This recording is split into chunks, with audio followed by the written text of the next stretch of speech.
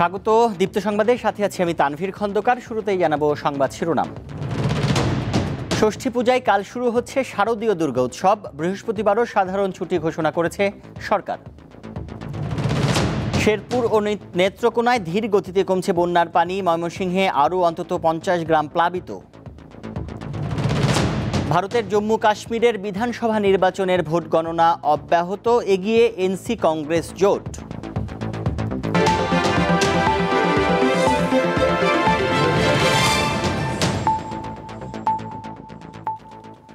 বিস্তারিত জানাবো এবার। আগামীকাল ষষ্ঠী পূজার মধ্য দিয়ে শারদীয় দুর্গাপূজার আনুষ্ঠানিকতা শুরু হবে। মণ্ডপে মণ্ডপে চলছে তার শেষ প্রস্তুতি। মানিকগঞ্জের কালীবাড়ি, শিববাড়ি, দাসোড়া, গঙ্গাধরপট্টি, কালীখোলা ও বানিয়াজুড়ি মণ্ডপের প্রস্তুতি শেষ হয়েছে। মানিকগঞ্জে 513টি পূজা মণ্ডপে দুর্গাপূজার আয়োজন করা হয়েছে। নিরাপত্তা নিশ্চিত করতে পুলিশের প্রায় 600 সদস্য কাজ করবেন বলে জানিয়েছেন জেলা পুলিশ সুপার। কুমিল্লায় বন্যার্ত এলাকায় কমে গেছে পূজা উদযাপনের সংখ্যা। এবছর 760টি মণ্ডপে দুর্গাপূজা অনুষ্ঠিত হচ্ছে। ঠাকুরগাঁও সদর উপজেলার আউলিয়াপুরে ইসকনপন্থী দুই পক্ষের সঙ্গে সংঘর্ষের আশঙ্কায় 144 ধারা জারি করেছে উপজেলা প্রশাসন। মন্দির এলাকায় 7 অক্টোবর সকাল 6টা থেকে 13 অক্টোবর রাত 12টা পর্যন্ত 144 ধারা বলবৎ থাকবে।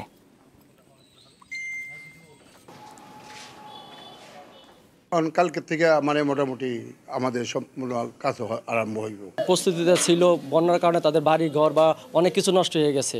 শুধুমাত্র যে পূজার নিয়ম কাউন্টটা হচ্ছে আর কি। এটাই শারদীয় দুর্গাপূজা উপলক্ষে আগামী বৃহস্পতিবার ছুটির সিদ্ধান্ত নিয়েছে সরকার। এর ফলে এবার দুর্গাপূজা ও সাপ্তাহিক ছুটি মিলিয়ে টানা 4 দিনের ছুটি হতে যাচ্ছে। মঙ্গলবার রাজধানীর ঢাকেশ্বরী মন্দিরে দুর্গাপূজার প্রস্তুতি পরিদর্শন শেষে প্রধান উপদেষ্টার বিশেষ সহকারী মাহফুজ আলম একথা জানান। তিনি বলেন, এবার দুর্গাপূজার দশমীর আগে শুক্র শনিবার পড়েছে, তাই বৃহস্পতিবার ছুটি দেয়া হচ্ছে। এক প্রশ্নের জবাবে মাহফুজ আলম বলেন, দেশি বিদেশি চক্রান্ত চলছে, কোনো ষড়যন্ত্রকারীকেই ছাড় দেওয়া হবে না। এরপর ঢাকেশ্বরী মন্দিরে দুর্গাপূজায় নিরাপত্তার বিষয়টি দেখতে যান ডিএমপি কমিশনার। পূজা নির্বিঘ্ন করতে সর্বসাধারণের নিরাপত্তার কথা জানান তিনি। বলেন, এবছর ঢাকার 15টি বিসর্জনের স্থান নির্ধারণ করা হয়েছে। সন্ধ্যা 7টার মধ্যে বিসর্জন শেষ করার অনুরোধ জানান ডিএমপি কমিশনার। জি, বৃহস্পতিবারই আমরা বললাম, বৃহস্পতিবারেই একটি ছুটি হবে, যেটা সরকার আদেশ জারি করবেন এবং এইবার হয়তো 4 দিন একটানা সময় পাওয়া যাবে। আশা করি এবারের পূজা নির্বিঘ্ন এবং আনন্দময় হবে। নেত্রকোনায় ধীর গতিতে কমছে বন্যার পানি, তবে ময়মনসিংহের পরিস্থিতি অবনতি হয়েছে। দুর্ভোগ পোহাচ্ছেন পানিবন্দী প্রায় 2 লাখ মানুষ।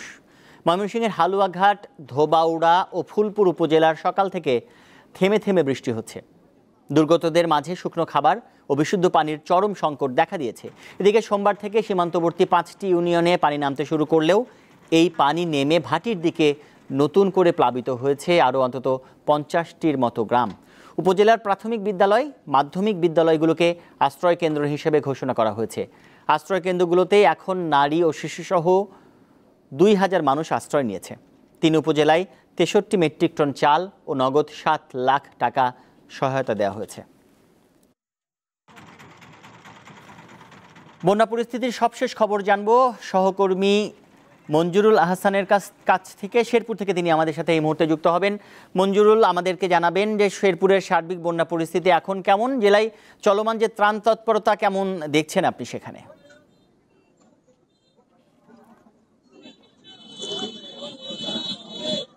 হ্যাঁ তানভীর, শেরপুরে প্রায় 50,000 মানুষ এখনো পানিবন্দী অবস্থায় রয়েছেন এবং বন্যা পরিস্থিতির অনেক উন্নতি ঘটেছে। বিশেষ করে ভাটি অঞ্চলের পানিও আস্তে আস্তে কমতে শুরু করেছে। তো ত্রাণ সহায়তা নিয়ে সেনাবাহিনী সহ প্রশাসনের বিভিন্ন দপ্তর এবং স্বেচ্ছাসেবক, বিভিন্ন সংগঠন এবং ছাত্র সংগঠন সকলেই ত্রাণ সহযোগিতা নিয়ে মাঠে রয়েছেন। এরই মধ্যে আমরা যেটা জানতে পারলাম এবং আমরা যেখানে অপেক্ষা করছি যে এখানে বিএনপির যে স্থায়ী কমিটির যে সদস্য রয়েছেন ডাক্তার AJM জাহিদ, তিনি এখানে তার আগমন ঘটবে, তিনি ত্রাণ দিবেন। তার সাথে আগমন ঘটবে বিএনপির কেন্দ্রীয় কমিটির প্রচার বিষয়ক সম্পাদক সুলতান সালাউদ্দিন টুকু, তিনিও আমাদের শেরপুরে তার আগমন ঘটেছে অলরেডি। তিনি বিভিন্ন জায়গায় ত্রাণ বিতরণ করছেন এবং এখানে আগমন ঘটবে ত্রাণ নিয়ে। যারা বন্যা দুর্গত এলাকাবাসী যারা রয়েছেন, যারা ত্রাণের জন্য অপেক্ষা করেছেন, তাদের ত্রাণ নিয়ে এই এলাকায় প্রবেশ করবেন। কেন্দ্রীয় স্বেচ্ছাসেবক দলের সভাপতি SM জিলানি এবং সাধারণ সম্পাদক রাজীব আহসান, মহিলা বিষয়ক সহ সম্পাদক নিপুণ সহ আরো কেন্দ্রীয় অনেক নেতৃবৃন্দ এখানে উপস্থিত থেকে ত্রাণ বিতরণ করবেন বানভাসী মানুষের মাঝে। এর মধ্যে আপনারা যে জিনিসটা দেখতে পাচ্ছেন যে বিএনপির অসংখ্য নেতাকর্মী তারা ত্রাণ নিয়ে এবং কেন্দ্রীয় নেতাদের জন্য অপেক্ষা করছেন। কেন্দ্রীয় নেতাদের আগমন ঘটা মাত্রই তারা ত্রাণ বিতরণ শুরু করবেন। এর মধ্যে ত্রাণ বিতরণ করেছেন বিএনপির ফাহিম চৌধুরী সহ, দুলাল চৌধুরী সহ এবং হযরত আলী জেলা বিএনপির সাধারণ সম্পাদক এবং সভাপতি রুবেল, তিনি ত্রাণ বিতরণ করছেন এবং আবু সুফিয়ান তিনিও ত্রাণ বিতরণ করেছেন। ছাত্রদল, যুবদল, অঙ্গ সহযোগী সংগঠন সহ সকল নেতৃবৃন্দ ত্রাণ বিতরণে অংশগ্রহণ করবেন। আমাদের মাঝখানে উপস্থিত রয়েছেন উপজেলা বিএনপির নেতৃবৃন্দ ও অধ্যাপক নুরুল।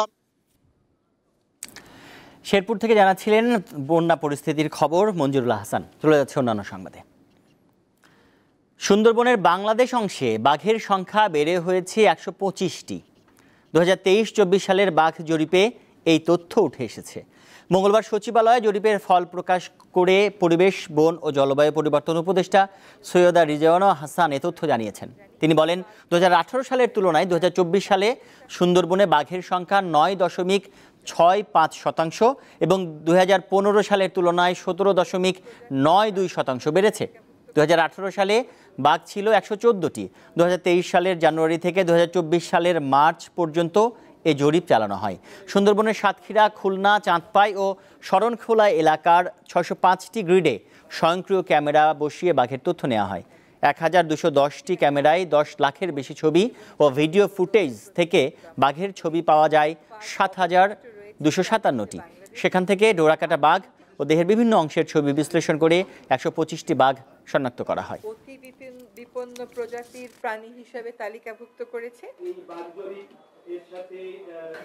IUCN বাঘকে বাংলাদেশের অতি বিপন্ন প্রজাতির প্রাণী হিসেবে তালিকাভুক্ত করেছে। 2023-24 সালে সুন্দরবনে পরিচালিত বাঘ জরিপে বাঘের সংখ্যা 125টি পাওয়া যায় এবং প্রতি 100 বর্গ কিলোমিটার বনে বাঘের ঘনত্ব পাওয়া যায় 2.64।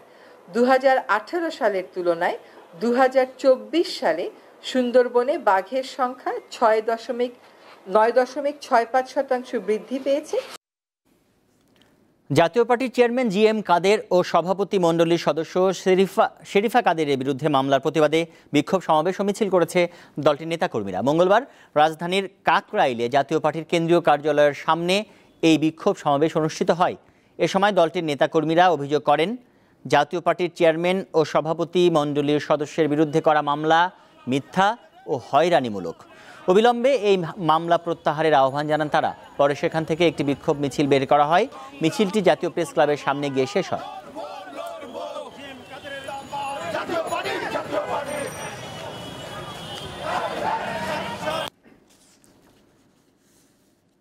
পঞ্চগড়ের বোদা উপজেলায় সীমান্ত দিয়ে অবৈধ উপায়ে ভারতে অনুপ্রবেশের চেষ্টাকালে 5 জনকে আটক করেছে বিজিবি। সোমবার রাতে উপজেলার বড়শশী ইউনিয়নের মালকাডাঙ্গা ক্যাম্পের বিজিবি সদস্যরা তাদের আটক করে। এ সময় আটককৃতদের কাছ থেকে নগদ 24,410 টাকা, ভারতীয় 90 রুপি, 5টি স্মার্টফোন ও 4টি চার্জার জব্দ করা হয়। এই ঘটনায় জড়িত মনোয়ার হোসেন নামে একজন পালিয়ে গেছেন বলে জানিয়েছে বিজিবি। আটককৃতদের বিরুদ্ধে বিজিবির পক্ষ থেকে মামলা দায়ের করা হয়েছে।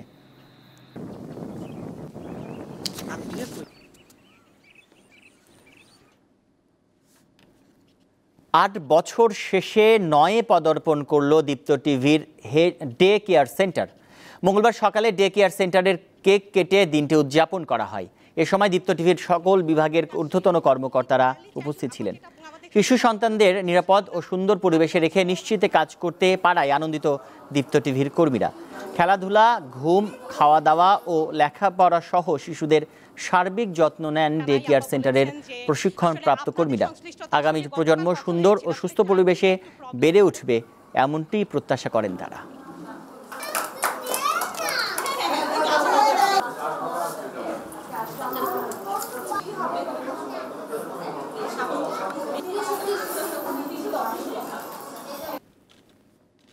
এবার জানাবো আন্তর্জাতিক খবর।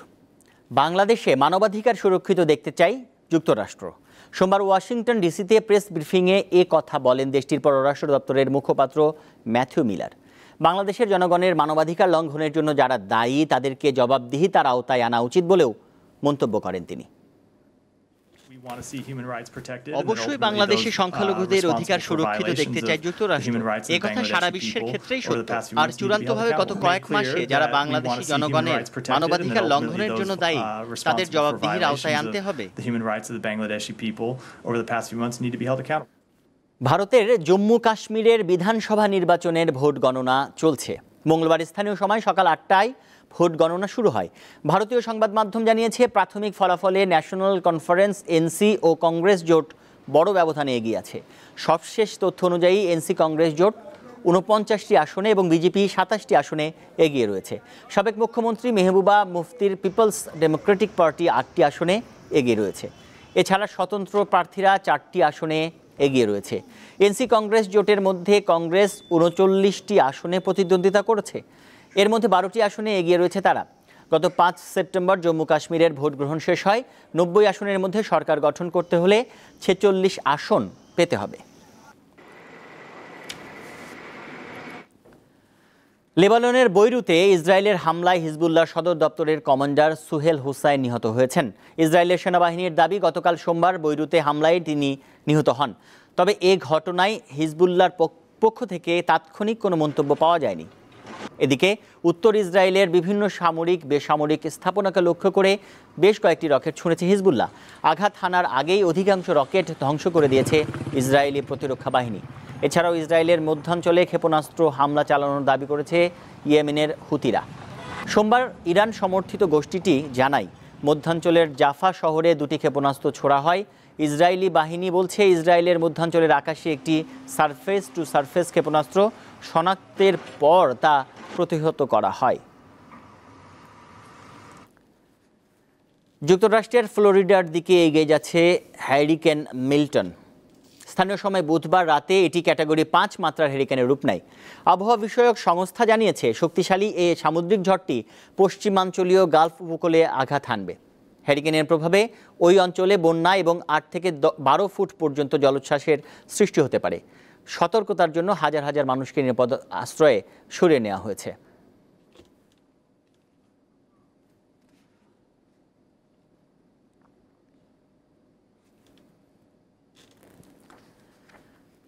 খেলার খবর।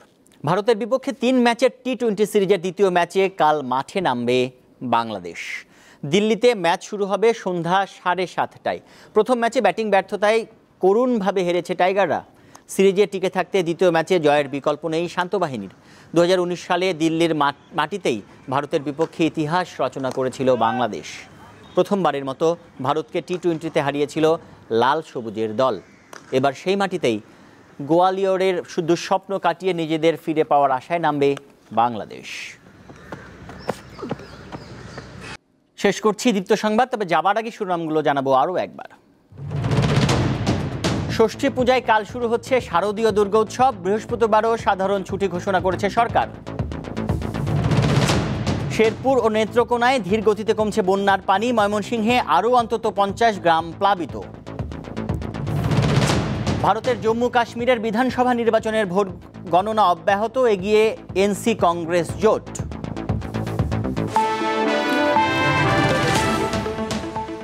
এই ছিল এখনকার মতো। আমাদের পরের নিউজ আপডেট বেলা 4টায় দেখার আমন্ত্রণ। এছাড়াও আরও তথ্য বিনোদনের খবর পেতে যুক্ত থাকুন দীপ্ত টিভির ডিজিটাল প্ল্যাটফর্মগুলোতে। ধন্যবাদ সবাই।